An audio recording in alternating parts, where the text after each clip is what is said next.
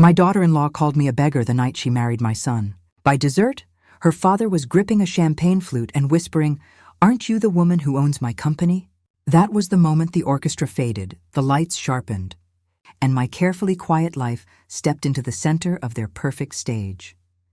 If you're hearing this, do me a kindness, tap like, subscribe, and tell me in the comments where in the world you found my voice. Stories travel farther than suitcases, and this one is the reason my grandson calls me a storm in a teacup. My name is Margaret Hale, but everyone calls me Maggie. I'm a grandmother with good knees, a stubborn back, and an old habit of dressing like the woman you do not notice in a crowded room. Invisibility is a choice I sharpened over 20 years, ever since my husband died and left me with exactly two things: a tidy grief and a very untidy portfolio.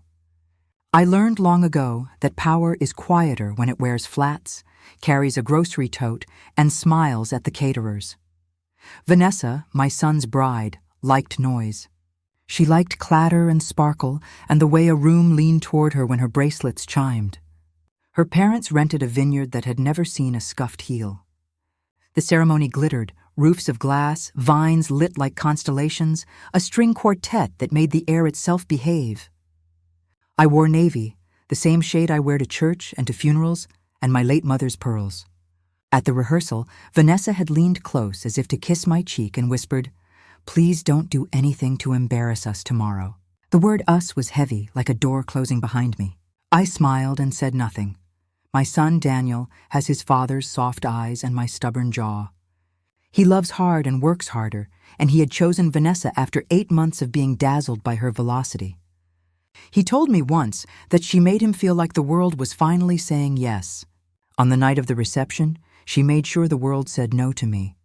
The family table had place cards with calligraphy that looked like it had cost rent, and mine was not there. The coordinator smiled at me in that way people use for kindly strays and guided me toward a table near the service doors. While I took my seat, Vanessa drifted close with her mother, all silks and perfume and the hush that follows a wasp. "Grandma," she said without looking at my face, "we thought you'd be more comfortable here." And then, as if the sentence tasted sweet, she added, "I know money can be tight." Her mother didn't flinch. She smiled at the violinists. Someone behind them laughed, small and mean. I thought about the exact number of nurses I pay for at the children's oncology ward and let the thought warm me like tea. Later during the toasts, Vanessa's father, Leonard Pierce, found me. He carries old wealth like a tailored coat, and that night the coat was too tight. He lifted his glass toward Daniel, then let his eyes travel to my face and stop there, as if he'd walked into a familiar room by accident. "Mrs. Hale," he said, too softly for the microphones, "tell me something. Do you own Twin Oaks Partners?" It is impolite to answer a question no one else has heard, so I smiled with my tea warmth and asked him if he liked the Pinot. His hand trembled a fraction. 3 years earlier, a modest woman with a gray cardigan had sat opposite his lawyers while Twin Oaks purchased Pierce Precision, the family crown. The woman had said almost nothing. She'd let the numbers speak. She'd worn navy then, too. He was looking at that same shade and finally seeing it. Vanessa materialized at his elbow, bright as a coin. "Dad," she sang, "you have to meet the executive from Hartwell Media. He's promising a cover." Leonard did not look away from me. "Maggie," he said, "the way men say a password to check the door, I'd like to speak after the toasts." Vanessa blinked, glanced at me, and for the first time that evening saw a person instead of an obstacle. I nodded once and moved with my small plate of cake to the shadowed edge of the room. You learn a lot about character by watching who thanks the servers. Daniel caught my eye across the crowd and mouthed, "You okay?" I lifted my fork, which is mother for yes, and we will talk later. When the band slid back into something cheerful, Leonard found me again, this time by a window where the vines looked like good handwriting on the dark. We stood like conspirators at a school dance. He said my name again, slower, and then he asked the question he had been swallowing all evening. "Is Twin Oaks yours?" It is not the sort of question you answer in a room full of photographers. So I gave him a reply that was true and unhelpful. I manage what I am responsible for. He swallowed, then laughed once without humor. Vanessa's mother watched us from a distance, her expression a painting titled Girl with Net. When Leonard finally stepped away, he patted my hand like a man who has just remembered that puzzles are solved by the piece you ignored. I left before the sparklers and the exit car. There is a dignity in knowing when a stage no longer belongs to you. In the quiet of my kitchen, I washed lipstick off a teacup and set my phone face down on the counter. It buzzed and buzzed again. Daniel's name, then Vanessa's, then an unknown number that turned out to be Leonard requesting breakfast, early. I poured hot water over a fresh bag of tea and watched the steam climb like a thought finding its words. Agreed. Leonard chose the Whitmore, the old hotel downtown where the eggs arrive under silver domes and the carpet remembers more secrets than the city archives. I sat where I always sit for serious conversations, with my back to a wall and a view of the door. He arrived early, which told me he was afraid, and ordered black coffee, which told me he wanted to look sober while saying things he wished were untrue. He smiled like a man meeting a distant relative on a foggy pier. "Mrs. Hale, thank you." "Maggie," I corrected gently. People lie less to grandmothers named Maggie. He didn't attempt small talk. Did Twin Oaks buy Pierce Precision at my table, or were you just the face they sent to smile and sign? It's funny how men who command entire rooms lower their voices when they ask for mercy. I folded my napkin and let the question rest between us like a patient. "I represent long-term capital," I said, "and I protect good machines from bad math." His laugh was short and brittle. "So yes, or close enough?" The Whitmore has a way of amplifying quiet, so I spoke lightly. "When your bankers panicked about the 2019 expansion debt, they called us. We saw what you had, solid contracts, brilliant engineers, a culture that cared about tolerances more than optics. We paid a fair price in a hard moment and put adults in charge of your loans." His knuckles whitened around the cup. $412 million, he said, as if admitting how much your life cost is a confession. I nodded to the waiter, who refilled our cups with the dignity of someone who does not care how anyone eats their pride. "Your mistake wasn't ambition," I continued. "It was assuming momentum would outrun interest." He took that like a penance. "And Vanessa?" he asked finally. "She grew up expecting to chair Pierce. What you did, what you were part of, turned her birthright into a job she has to apply for." His eyes flicked to the door, instinctively checking whether his wife might glide in. "I'm not asking you to undo it. I'm asking you to understand what my daughter will do to get it back." I remembered Vanessa's whisper at the rehearsal, "Please don't embarrass us," and felt again the weight of that plural. "The truth, Leonard, is that my responsibility is to your welders and your customers, and the balance sheets that keep them both honest. If I could have saved your company without saving your pride, I would have chosen the former every time." He nodded like a student relearning arithmetic. "Last night," he said, "I heard what she called you." He couldn't bring himself to say the word. Beggar has a way of sticking to the roof of the mouth if you were raised not to use it. "I did not need your apology," I told him. He offered it anyway, which told me he had once been taught properly. "I will speak to her." I shook my head. "Don't. Let her show you who she is. Watch gently, like a parent at a recital. Then decide whether the music she's making is what you want in your house." He looked older in the morning light than he had under chandeliers. Pierce Precision was his family's cathedral, and men do not forgive themselves quickly for selling pews. I asked him a practical question. "How leveraged is your home?" He blinked, surprised I'd cut to the bones beneath the tuxedo. 70%, he admitted, and the art is collateral on a line we haven't told Paula about.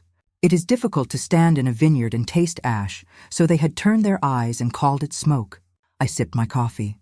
"You're employed because Twin Oaks' new management found value in your advice, not because I enjoy keeping you on a string. If you want to keep earning, be useful. Start telling the truth in rooms where you have practiced performance." He absorbed that, then did something I did not expect. He smiled. "Vanessa thinks your son married into our ladder. If she realizes he didn't, she'll try to move the ladder to you. Consider this my warning and my thanks." On my walk home, I phoned Daniel. He answered with the gait of a man pacing. "Mom, where did you go last night?" Everybody asked. "I was not everybody," I said soft. He exhaled, half laugh, half plea. "Vanessa wants to take you to lunch, make amends. Somewhere ridiculous with menus that read like poetry?" I teased, and he groaned. "She means well." I let silence sit long enough for him to hear it. "We'll try it," I said, "but on neutral ground. I gave him the name of a small bistro where the napkins are cloth and the servers remember your birthday without posting it. At home, I did what grief taught me to do. I made lists. Not to punish, but to prepare. I opened a file marked Oakes Pierce and reviewed the board minutes, the covenants, the consulting agreements that had kept Leonard's life orderly. Good bones, bad shepherds. That has been my business for 2 decades. After Harold died, I found spreadsheets tucked into cookbooks and advisory notes folded behind our wedding photo. He had invested as a hobby. I learned to invest as a language. Municipal bonds first, then industrials with ugly press but beautiful machines, then logistics routes where the warehouses hummed like hymns. Twin oaks grew out of my kitchen table, the color of a cutting board and the temper of a kettle that knew when to whistle. An unknown number called. I let it ring into voicemail. A paralegal's voice left a tidy message. Miss Hale, this is Audrey from Fenwick and Mather. We'd like to schedule a conversation regarding beneficial ownership disclosures related to Twin Oaks' last 3 acquisitions. No need to be alarmed. We're updating records. No one who says no need to be alarmed is ever updating anything for your benefit. I saved the number and texted James, my counsel, with 2 words we've used for years. Sweep, please. He would sweep, and by lunchtime I would know who opened the door and why they had knocked instead of announcing they had a warrant. Vanessa arrived at the bistro early, wearing a white suit that made the room look dingy. She stood when she saw me, kissed the air beside my cheek, and squeezed Daniel's hand until the knuckles protested. Grandma, she sang, making the word a crown and a cage, I have been thinking about how we can support you as you age. Daniel's eyes cut to mine, pleading for patience. I let my teacup warm my fingers. Support me how? She brightened. We could set up a small monthly stipend. Nothing dramatic, just to ensure you don't have to worry about rent or groceries.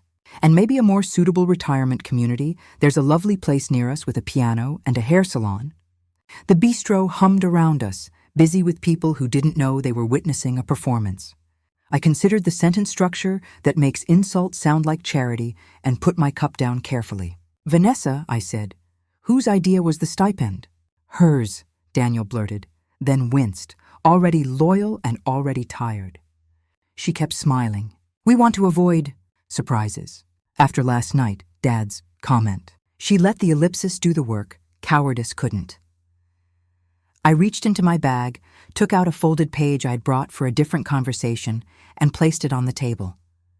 It was a grainy photo clipped from a trade journal, a signing ceremony, a row of men, and a woman in a navy cardigan seated near the middle, face turned 3/4 away. Vanessa didn't blink. Is this you, Maggie? She asked, sweet as poison. I regarded the photo as if it were a painting of a weather system I had once walked through. A woman in navy with her head at that angle, I said. She looks like she keeps grocery lists on the backs of bond prospectuses. Daniel pressed his lips together, trying not to smile. Vanessa set the clipping down, manicured finger resting on the edge like a paperweight. I don't want to fight you, she cooed. I want clarity. See, Dad told me last night that the mysterious buyer at Pierce was a woman who didn't say much. I studied finance. I know what complex ownership structures look like. There's nothing wrong with privacy. There's something wrong with letting family struggle while you hoard it. Family, I repeated evenly. It's a generous word to use for someone you moved 2 tables down at her own son's wedding.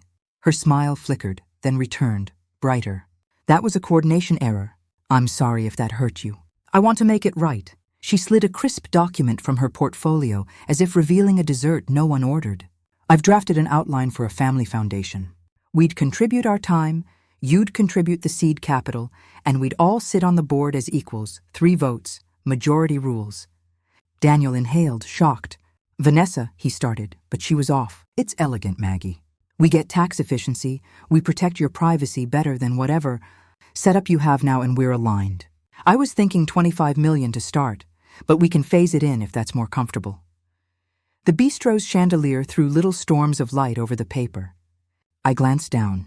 Evergreen Family Council. A mission about education and community. A governance clause about removing conflicted officers. And, tucked into the last pages, a discretionary power for the chair, temporarily to be Vanessa, to approve emergency distributions. It was less a foundation than a polite siphon. I lifted my eyes. Vanessa, I said, have you ever watched a surgeon tie a knot? She blinked. Excuse me? Surgeons and sailors learn the same truth. The rope will tell you what it wants if you've held enough of it. Your draft tells me you called a lawyer who likes ornate bows and hidden slip knots. Which firm? She hesitated, then tried honesty as a tactic. Fenwick and Mather. Helpful people. They told me about beneficial ownership reports and how sometimes those get overlooked when someone is moving too fast. Daniel sat back like the chair had acquired needles. Beneficial ownership? He asked carefully. That's corporate stuff, Ness. We aren't corporate stuff. Vanessa's smile thinned. We are if your mother is what people say she is. Maggie, this isn't adversarial. It's protection. For you, for us. Her pronouns migrated like birds to better weather. I let the silence be my metronome. Protection from what? I asked. She brightened again, relieved to be back on script. From regulators who don't like shadows. From journalists who dig. From opportunists who file complaints. If we unify as a family, no one can divide us. Isn't that what you want? Daniel's hand found mine under the table. A son's old code for I am here, even if I don't understand. I squeezed once. Vanessa, I said gently, you're very good at talking about rain while opening umbrellas to sell. Tell me straight, what have you already done? Her gaze held for a beat, then dropped to the rim of her water glass. I've taken preliminary steps, she said, every syllable measured. I consulted Fenwick and Mather. I engaged a research firm, just to map public filings and shell structures and, who signs what. We requested some clarifications from agencies. It's nothing formal. Yet. The word sat there like a nailhead. I thought of the message on my phone. Clarifications from agencies wear paralegal voices and soft shoes. I lifted the clipping, folded it once, and placed it back by her hand. When you pull at thread, dear, be sure you know which sweater you're in. Daniel leaned forward, voice rough. Ness, why are you doing this now? Why not talk to me first? She turned on him with a tenderness that would have fooled a younger version of me. Because I love you, and I won't let your mother's secrecy blow up our future. If she's clean, nothing changes. If she's not, we either get ahead of it or we go down with her. Those are grown-up choices, Dan. The server arrived, saving the table from combusting. He set down salads we would not taste and a pot of tea I badly wanted to. Vanessa lifted her glass. To clarity, she said. I didn't drink. After lunch, I walked to the corner while Daniel hung back to sign the check. Vanessa used the moment to lay a hand on my forearm. You are formidable, she said softly, almost admiring. But I am not afraid of grandmothers. Not even brilliant ones. Then she smiled brightly and floated out as if she weighed less than her jewelry. On the sidewalk, Daniel scrubbed his face. Mom, this is a lot, I know. Do you believe her? He looked like a boy at the edge of the high dive, the water colder than promised. I believe she will do whatever she thinks she must to secure a life she cannot afford. And I believe you are not a ladder rung. He swallowed. I didn't see her like this. I know. That is why this hurts. He took a shaky breath. What do? We let her show us all the way to the end of her rope, I said. And we don't wrap it around our necks while she does it. At home, I found a message from James, waiting like a neat stack of papers on a courtroom table. Sweep done, his text read. 3 fronts. 1. Paralegal at Fenwick and Mather. Informational interview requests, RE. Beneficial ownership under CTA. 2. DC firm Harbury & Cole filed 2 anonymous SEC tips this morning. Potential 13D, 13G timing and aggregation across affiliates. 3. A private investigator, Arrowgate Research, has been pulling property records, UCC liens, and board minutes on Twin Oaks portfolio companies. None of it illegal. All of it noisy. I called him. You think Vanessa's behind it? I asked. James exhaled through his nose, in that way he does when he's trying not to sigh at the entire species. The timing and the firms point to someone with her fingerprints. Harbury & Cole ran a campaign like this last year for a family dispute in Palm Beach. The goal wasn't winning in court. It was raising the temperature until the matriarch settled. Settle what? I said. A non-existent debt to a sense of entitlement? He chuckled, then sobered. There's also a draft demand letter from Harbury on my desk, couriered an hour ago. They're requesting preservation of documents and proposing a meeting to discuss family governance. I can respond forcefully, but that may escalate. Let them escalate, I said, more evenly than I felt. We do not pay for quiet we didn't break. He paused. One more thing.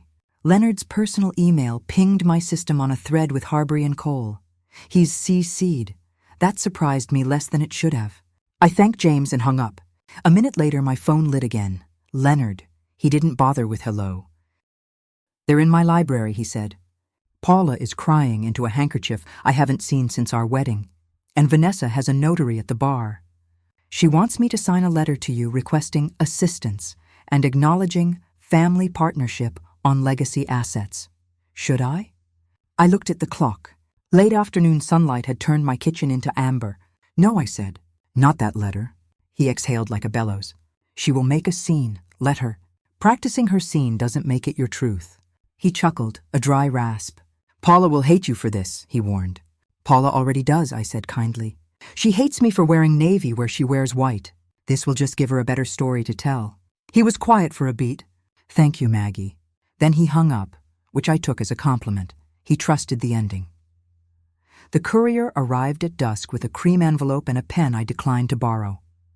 Inside, Harbury and Cole's hold notice, all stern serif and confident vagueness, and an invitation to a meeting to align on intergenerational stewardship. I set it beside the photo Vanessa had brought and thought about how objects tell stories when they're arranged. The clipping, the notice, my teacup, the old pearl necklace coiled like a sea creature on the counter. Harold used to say humans either collect or discard under pressure. My job had taught me to curate. I took a sheet of paper and wrote at the top, "What Vanessa wants." Under it, 3 bullets. 1. Legitimacy. She craves a title, a chair, a narrative. 2. Liquidity. She needs cash to prop the life she posts. 3. Leverage. She wants to be able to threaten mess until someone hands her a mop.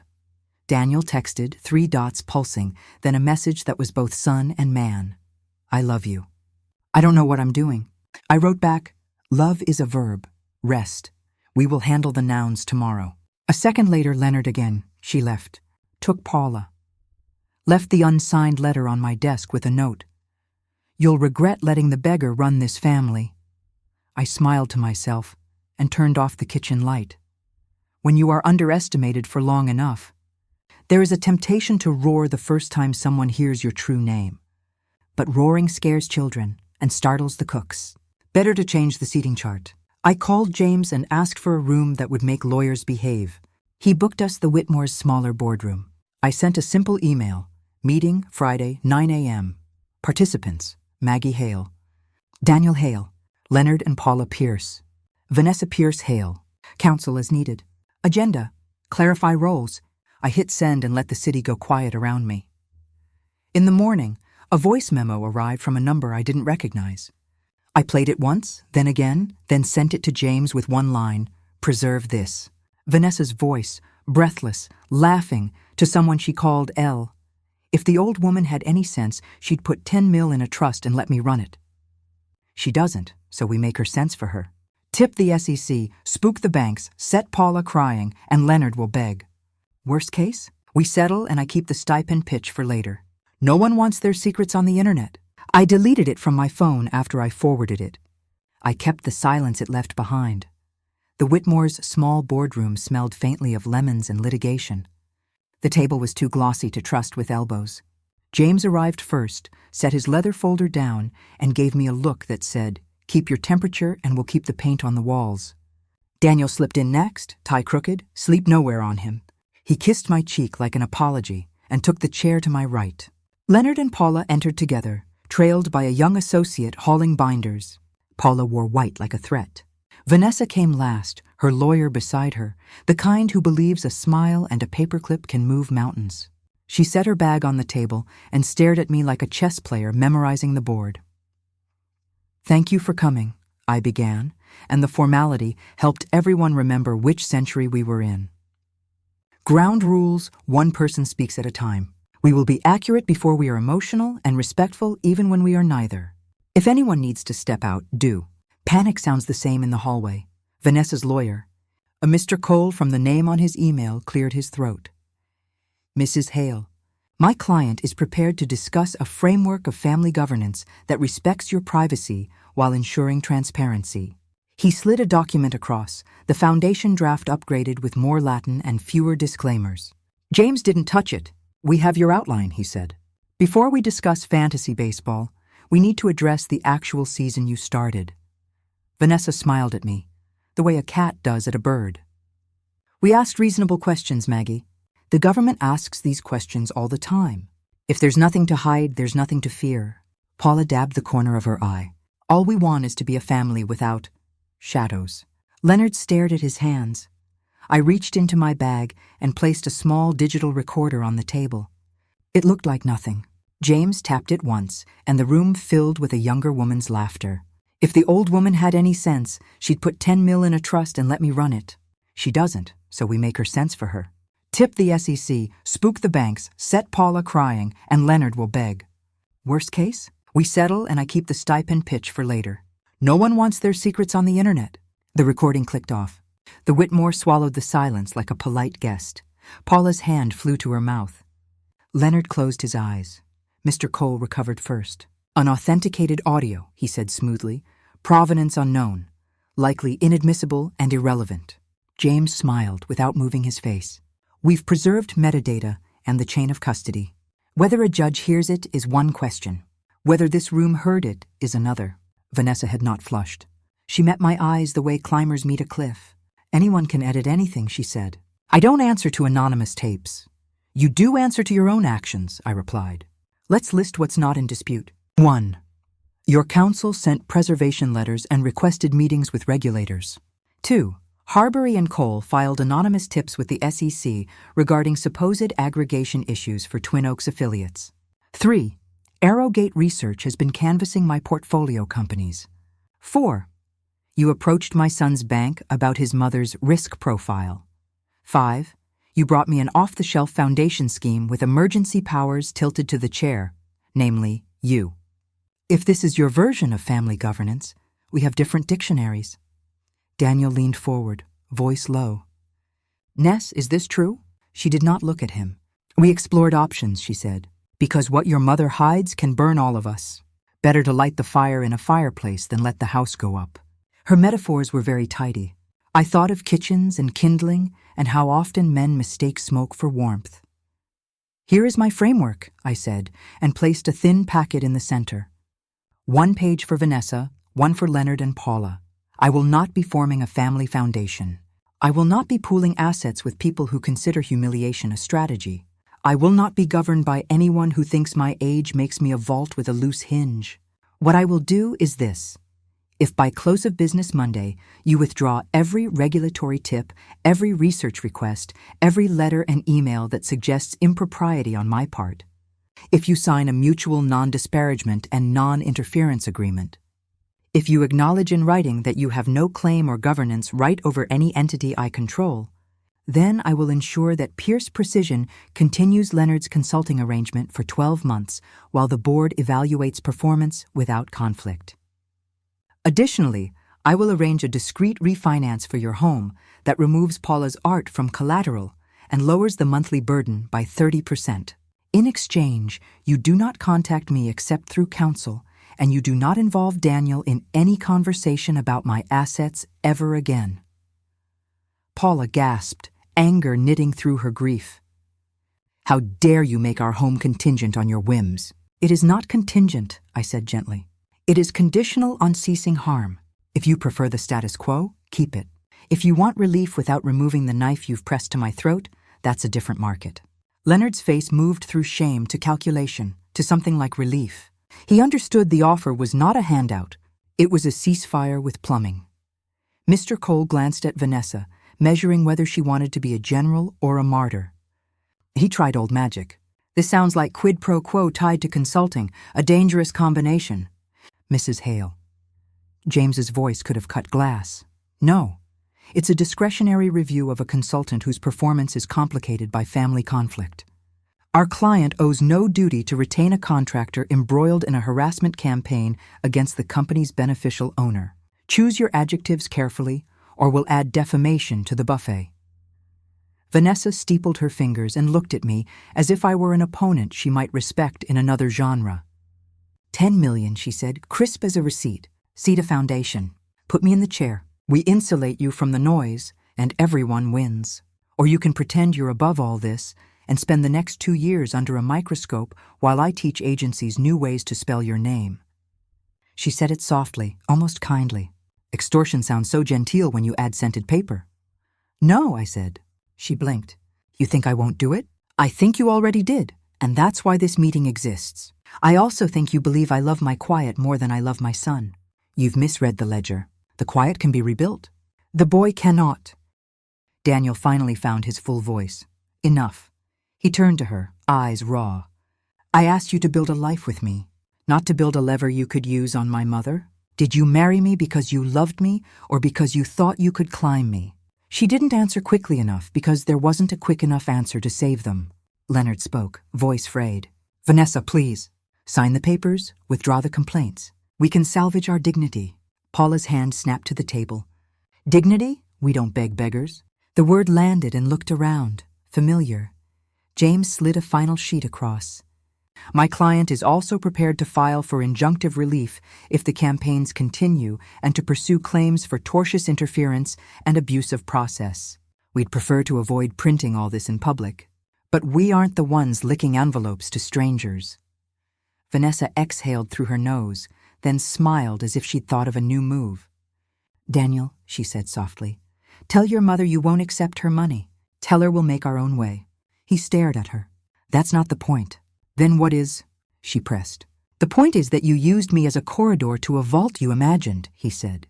"And when you hit a door, you called the police and claimed a fire." He stood. "Mom's terms are fair. Withdraw your complaints, sign the agreements, and let us try to be decent to each other. Or don't. But if you continue, I'm gone." Her eyes flickered, not with love, but with the arithmetic of loss. She turned to Mr. Cole. "We'll need the weekend." I looked at the clock. "You have until noon tomorrow. After that, Leonard's consultancy is paused pending review. The refinance offer expires. We proceed with filings, and your tape becomes part of a record that will follow you into the jobs you will try to get." "You don't have that authority," she said. "I do," Leonard said quietly. "And she does." Paula looked like a woman invited to a picnic and handed a shovel. We adjourned with the kind of formalities you use at the end of a storm warning. In the hallway, Daniel leaned against the wall and let his head touch the wood. "I'm sorry," he said. "For what?" "For falling in love with a beautiful idea," he said.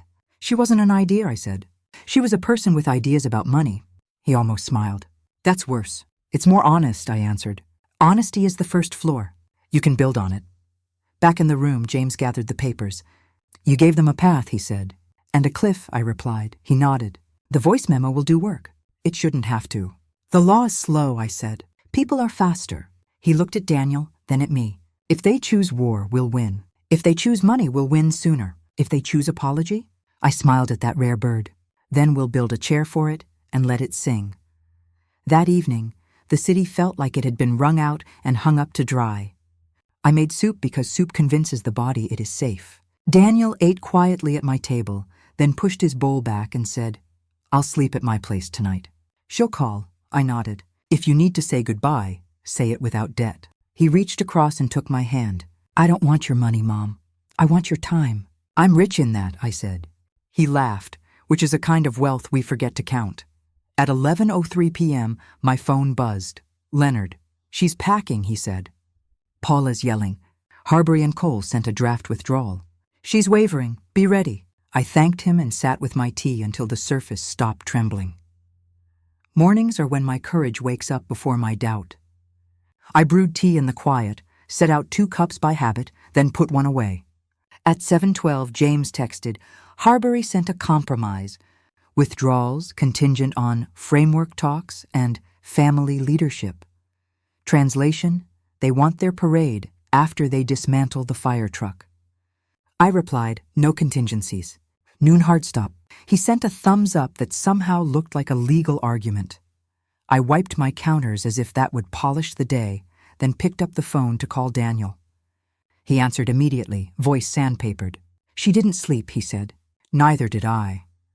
There was honesty in the symmetry, and it hurt less because he offered it like a gift. "She wants to come by," he added, "alone." I considered the optics and the acoustics. "All right," I said. 10 o'clock. He hesitated. "Be careful," he said, and then laughed at himself. "That's my job," I replied. "Yours is to breathe." 10 arrived with the scent of damp pavement and expensive perfume. Vanessa stood in my doorway in jeans and a sweater, stripped of armor and somehow more dangerous. She looked around my living room as if seeing it for the first time. The ceramic bowl my grandson made that looks like a moon crater. The stack of library books with old checkout slips. The framed photo of Harold in a tie too wide for fashion, but perfect for him. "You live so small," she said, and I couldn't tell if it was accusation or awe. "I live correctly," I answered. She sat, crossed her ankles, and rested her hands on her knees like a student in a class she hates. "I was cruel," she said. I nodded. "Yes, I was afraid," she added. "Yes," I said again. "Money makes poor actors of the frightened." She blinked fast, then laughed without humor. "My mother thinks I was born with a tiara. We rented it. We rented everything. I met Daniel and thought, this is a house with a foundation. I pushed. I shouldn't have." She watched me closely, waiting to see if confession purchased absolution. "It purchases a chair at the table," I said. "The meal is different." Her jaw worked, then set. "Here is what I want," she said. "I want to withdraw everything and move on. But I need dignity. I need my father to keep his work without feeling like he owes you alms. I need my mother to stop crying into monograms. And I need you to not use that recording like a sword." "You want clemency?" I said. "You want mercy with receipts." She exhaled. "Yes." And she looked toward the window. If we don't make it, I need you to let me walk away without detonating my next job." That, more than money, was honest. She was planning for aftermath. "Good. Adults pack for weather. Withdrawals with no conditions," I said. "Mutual non-disparagement, mutual non-interference, a written acknowledgement you have no governance rights or claims. Leonard's consultancy stays as is for a year, subject to performance evaluation. I'll make the refinance happen for your house with no public footprint. Paula keeps her art on the walls instead of the bank's ledger. The recording sits in a sealed envelope unless you or your agents light a match again. In return, you leave my son out of your strategies and my name out of your mouth." She nodded as if mapping each sentence to a road. "I can live with that," she said softly. Then she looked at me, the way a child looks at a closed door. "Will you ever forgive me?" "Not for what you did to me," I said, "but perhaps for what you did out of fear. That will be between you and the mirror." She started to cry, silent and ferocious like someone smuggling grief through customs. When she had finished, she wiped her face and stood. "Noon," she said. "I'll make it clean." After she left, I washed the teacups and thought about how apology is a currency with fluctuating rates. James called. "Update. Harbury wants a face-saving clause. No admission of wrongdoing by any party. Fine by me. They also want to carve out good faith inquiries. Not fine. The difference between curiosity and cudgel is intent," I said. "Put it in the document." He laughed. "You should have been a lawyer." "I'm something braver," I replied. "A grandmother." At 11:02, Leonard called, breathing like he'd climbed stairs. "She's doing it," he said. "Papers are printing. Paula is in the garden with a magazine she isn't reading." He lowered his voice. "For what it's worth, thank you." There was a pause. "I failed at my job," he added. "I raised a daughter who thinks dignity is a costume. I let a company turn into a mirror and stared at myself until I couldn't see the workers behind me. I swallowed the softest part of my heart so I could fit into rooms where everyone is hungry." It was a confession he hadn't rehearsed, and it moved me more than he knew. "The best apologies begin with inventory," I said. "Make some deposits." At 11:19, my phone buzzed with a text from Daniel. She said she's withdrawing. She asked if I want to try couples therapy. I told her I'll think after noon. I typed, proud of him and the precise line he was walking. "Think, don't promise." He sent back a single heart, blue like my dress. At 11:31, James messaged, "First set of withdrawals arrived. SEC Tipari, aggregation rescinded. Fenwick letter withdrawing all clarification requests. Arrowgate notice instructing cessation of inquiries. The Harbury draft mutual non-disparagement is on brand smug. I'll mark up tone and teeth." My mouth tasted like relief and old metal. "Good," I wrote. "Keep your pen sharp." At 11:42, a hedge fund blogger I know pinged, "Hearing noise around Twin Oaks and mystery matriarch. You okay?" I typed a sentence that could tie off gossip without strangling the truth. Doing housework, not arson. She replied with a laughing emoji and a promise to spike the item. It is useful to feed storylines that sustain rather than scorch. At 11:49, a courier rang. He wore the suit of a man who knows which elevators require a key. He handed me a thick envelope with my name written in a hand I recognized. Vanessa's careful calligraphy, every letter like a plank fitted tight. Inside, signed withdrawals, the non-disparagement fully executed with their counsel's edits accepted and my changes intact. Arrogates cease and desist to their own team, and a short note. I am sorry. I am returning the stipend pitch to the file where it belongs, the trash. Please don't use the recording. Let me fail or succeed on quieter terms. V. I sat with it, not because I doubted, but because the body takes longer than the mind to lay down arms. James called, lawyer happy. It's all there. We'll countersign and file notices to close the loop. Do you want to send Leonard's refinance docs now or Monday? Now, I said. Mercy ages poorly in desks. I forwarded the packet to Daniel. He arrived 15 minutes later, wind in his hair, gratitude making him look like the boy who jumped off the diving board the first time without holding his nose. He read the note, then leaned against my kitchen counter and cried in the quiet way his father did when too much beauty or too much sorrow landed all at once. I held him like I had when he was 5 and not yet brave enough to sleep without the hall light. I'm proud of you, I told him into his hair. He laughed wetly. For what? For refusing to be currency. For choosing truth over theater. For letting love be a verb instead of a weight. At 11:58, my phone rang one more time. Paula. Her voice was clipped and steady. You think you won, she said. I think we stopped losing, I replied. She sniffed. You will never be in our family. That is your daughter's decision, I said. Mine is to protect my son. She hung up without saying goodbye, which is a kind of blessing in a language she speaks. Noon passed like a bell tone fading. The house was so quiet I could hear the clock blink. Relief is a soft animal. It curls up and sleeps in the corner if you let it. I let it. By afternoon, the signatures had dried like small ponds after rain, and the air in my house finally stopped vibrating. I called Marion Cho at Twin Oaks, a woman who can refinance a cathedral without rattling a pew. Marion, I said, we have a house to dignify. She already knew which one. Leonard's? We'll package the debt into a term with a human pulse, remove the art from the loan, and tuck the paperwork where gossip can't find it. She paused. Quiet or grateful? Quiet, I said. Grateful is optional. Stability isn't. She laughed softly. That's why I work for kettles, not fireworks. She meant me, James, insistent as a metronome when details matter, sent over final clean copies. The mutual non-disparagement was precise without cruelty.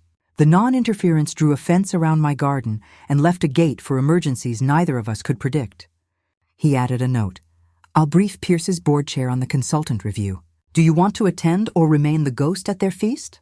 Ghost, I texted. The machines don't care about my face.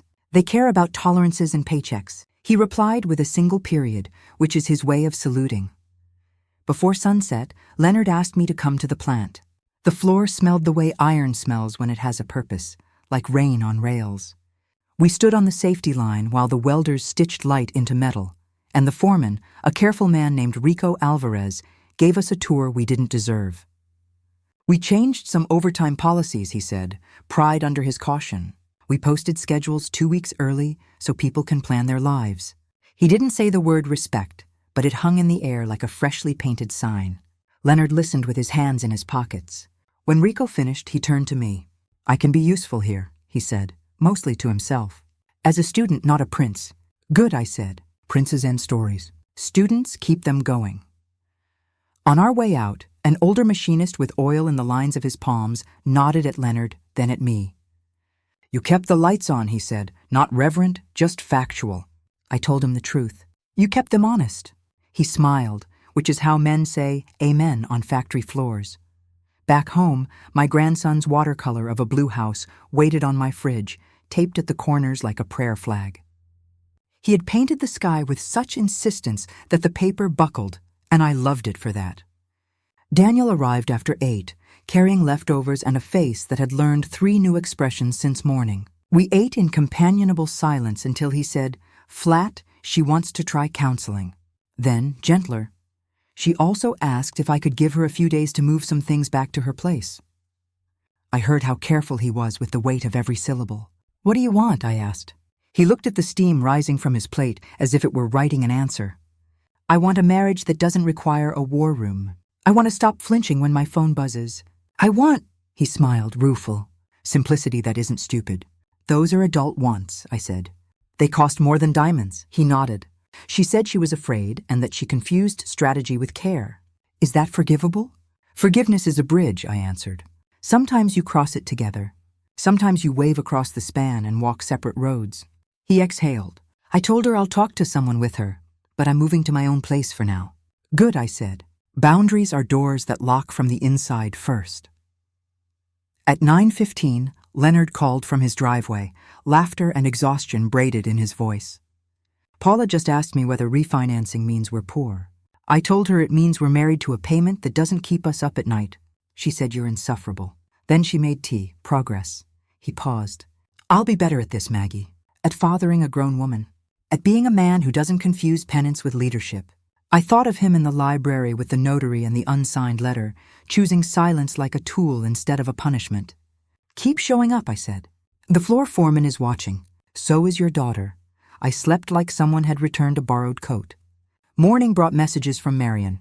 Refinance approved, closing set for Wednesday, quiet channels engaged. From James, filings acknowledged. CC tips withdrawn. Arrowgate stepping back.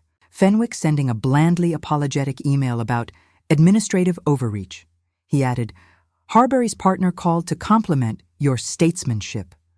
I wrote back, please frame that and hang it in the pantry where the brooms live. Vanessa texted Daniel to meet at the park by the fountain that pretends to be a river. He asked if I wanted him to come by after. Yes, I said. Bring your lungs. Leave your armor. I took a loaf of bread from the oven because the house needed a smell that says we are alive and we are fed. Bread is how my family understands truce. When he returned, he looked like a man who had gone to the ocean and learned something about tides. We sat on the stoop because the evening was kind and because hard truths sound gentler when you tell them to the sky. She said, he began, that she thought money could fix fear, that she thought privacy was arrogance, and that if she could control the narrative, maybe the losses in her house would stop. She said she's ashamed. She said she'll sign the apartment lease and she'll give me space.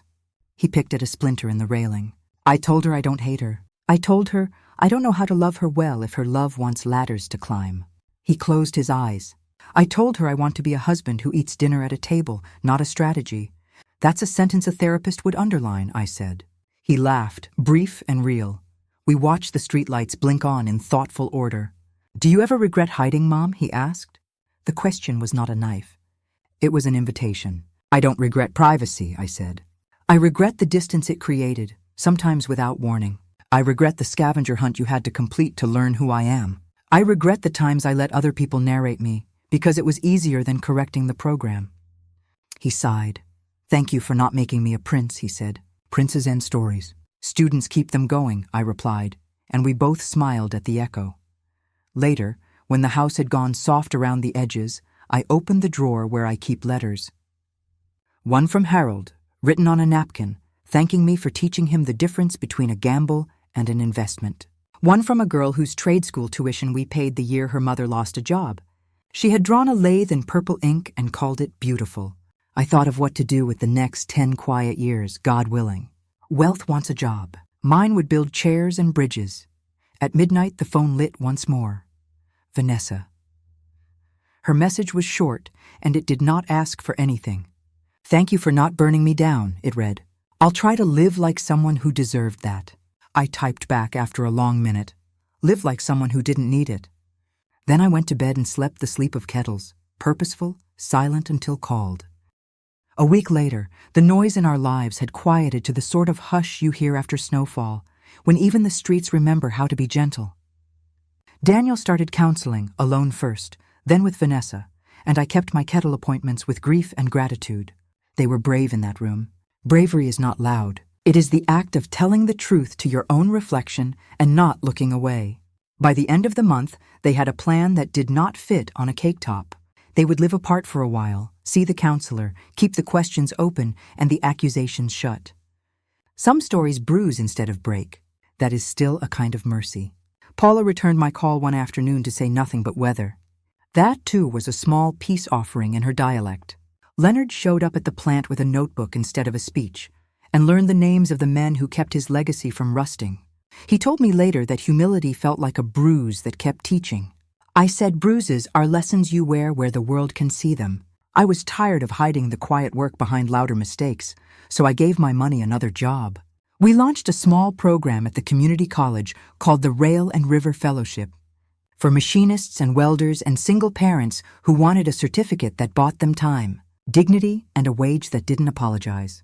The first night I sat in the back of a classroom while a woman in a grease-stained hoodie raised her hand and asked a question about tolerances any boardroom would have botched.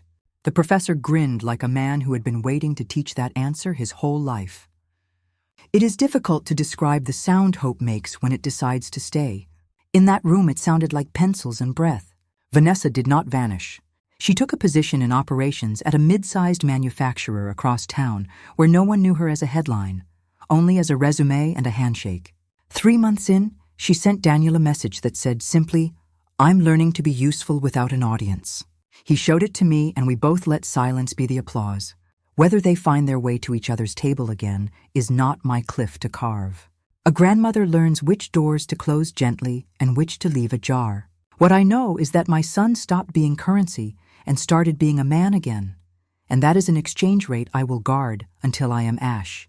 On Sunday mornings now, I walk to church in my navy dress and hand out grocery bags with the deacons, and sometimes a woman takes one and squeezes my hand and says thank you the way people say water. I like being the kind of rich no one can photograph. Privacy, I have learned, is not a disguise. It is a boundary with a welcome mat. In time, the story of the wedding faded into smaller stories. The way Rico's team met their deadlines.